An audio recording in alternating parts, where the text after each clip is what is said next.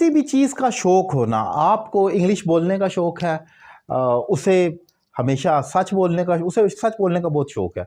अक्सर तंज में भी कहा जाता है। आपको कुछ नया सीखने का शौक है, आपको फिट रहने का शौक है, किसी भी चीज़ का शौक होना, वहाँ पर हम एक न्यू स्ट्रक्चर अप्लाई करते हैं, कीन ऑन प्लस आईएनजी फॉर्म। आपके ज़हन में शायद कुछ लोगों के हो फॉन्ड ऑफ प्लस आईएनजी, वो भी ठीक है, लेकिन आज जिसको डिफाइन करूंगा वो ज़रा न्यू तरीके से है।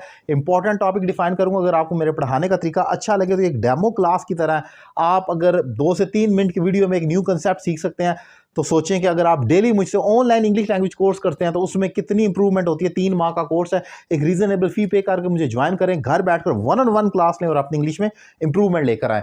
टॉपिक क्या? कीन ऑन प्लस आईएनजी। मुझे नई चीजें बनाने का शौक है, इसके साथ हमेशा जेरेंड आएगा, यानी कि आईएनजी फॉर्म आएगी। अब यहां से इसको देखते हैं।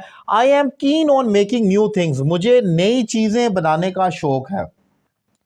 इसको दूसरे तरीके से मैं ये भी कह सकता हूं, I am fond of making new things.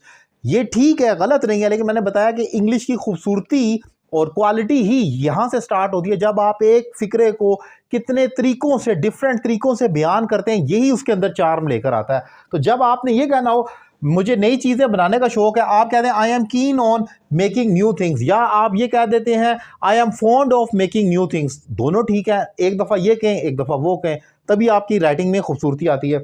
अगर ये पास्ट में चला जाए, उसे खाना पकाने का शौक था, अब पास्ट में चला गया, तो मैं कहूँगा she was keen on cooking. उसमें मैं वाज लगा दूंगा उसके साथ, यानी कि वो बहुत ज़्यादा शौकीन थी, शौक था यानी कि शौकीन, she was keen on cooking कह दूंगा।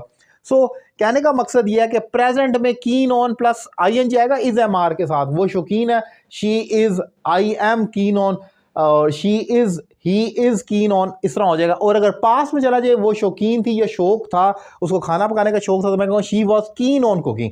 सो ये इंपॉर्टेंट स्ट्रक्चर था जो मैंने डिफाइन किया। आसान अल्फाज में अगेन रिपीट कर रहा हूँ, जिनको फॉन्ड ऑफ प्लस आईएनजी का मालूम है, वेल एंड गुड।